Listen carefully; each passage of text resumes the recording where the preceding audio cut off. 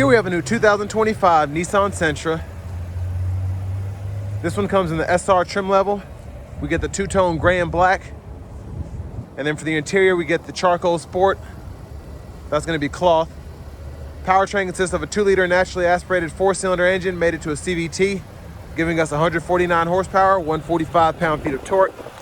To the front end here, LED headlamps. And since it's got that slight nose refresh in 24, it really does make a big difference. It makes this look that much more sleek, that much more modern. 18-inch alloy wheels. Passive keyless entry on the front. And then we have one touch up and down for the driver's side window. And then just regular power windows on the other 3 doors. Power door lock controls, rear window lock, power mirror controls there. And then our blind spot monitor right in here. Eco mode, trunk release, gas cap, hood release, foot pedal, parking brake, manual tilt, steering wheel. And there's our driver's seat, 6-way manual, so we can pump the seat up or down here, seat back there, and then seat bottom right here.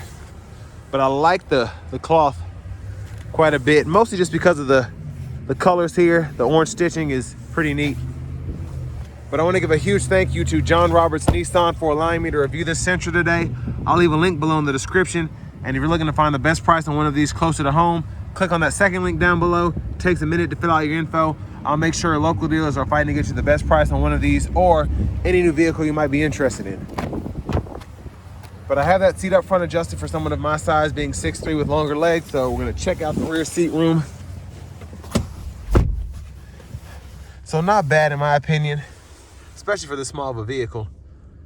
Seat back pocket there, USB-A charge port. And there's a view of the front from back here. And one thing I will say is for this price point, just looking at everything, I am surprised that it's this high. This is the SR trim, but I mean, obviously you can't make just super cheap cars forever. That's one of the things going on with Nissan and Honda right now. So I feel like Nissan's always been a bargain car, but I feel like it's kind of harder to compete now on just price. So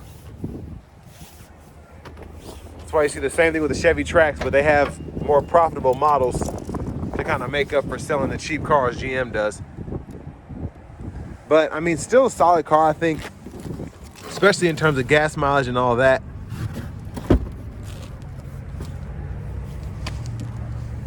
I like the spoiler here. I like the taillight design, even though they're not LED. And I definitely love the exhaust. A nice tip there.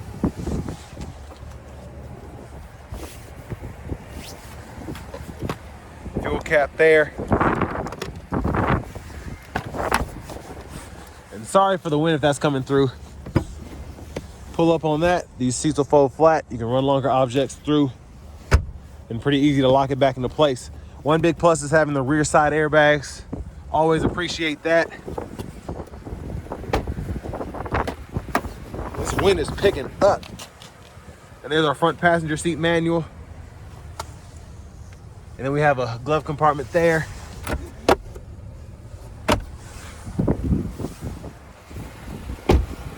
And then as we come back around to the front, just a quick look in the engine bay. Again, 2-liter naturally aspirated 4-cylinder, 149 horsepower, 145 pound-feet of torque. Let's go ahead and get out of this wind and hop in the driver's seat. Ooh, that's much better. Leather wrap steering wheel here, and I love for the SR, again, you get the orange stitching to kind of go with the black leatherette there. There's the horn. Now over here at the radio, we get AM, FM, XM, Bluetooth, and then wired CarPlay and Android Auto compatibility. 8-inch screen here.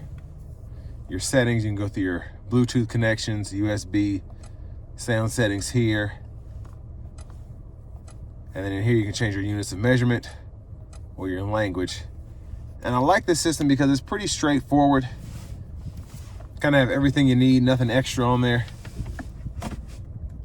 Backup cameras there, guidelines follow you as you turn the steering wheel. Then you can turn the volume up, click there to turn the audio off. And then you have a tune knob here. Click there, you can pull up your EQ settings on the fly. Hazards, 2-stage heated front seats, dual zone automatic climate controls. And then down here, your auto stop toggle, USB-C, USB-A, and an aux input, 12 volt right there. For the shifter, grab the lever here, reverse, neutral, drive. You have that low gear there. And then you also have your sport mode here. So when you drive, hit that and you can toggle the sport on or off. And in the bottom of the gauge cluster, the digital part, you can see when the S is on and when it's not. The bottle holders are here. Center console cubby space, I think it's pretty big, honestly, for this kind of vehicle. And there's a look at the back seat from up here. Now, one thing I do like is we still have a sunglasses holder here. Didn't try to just block that out.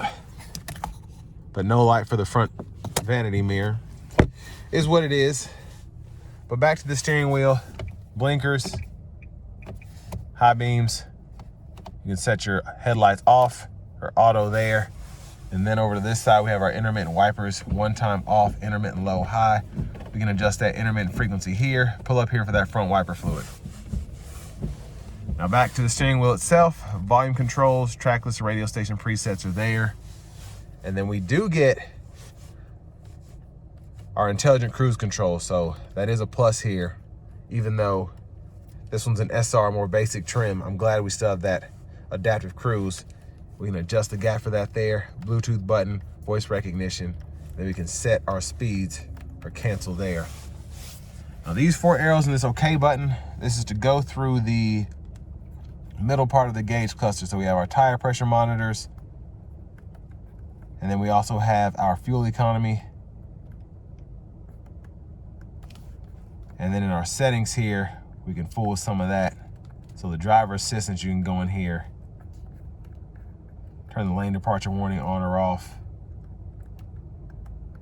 Blind spot monitors, all of that can be fooled with right in there.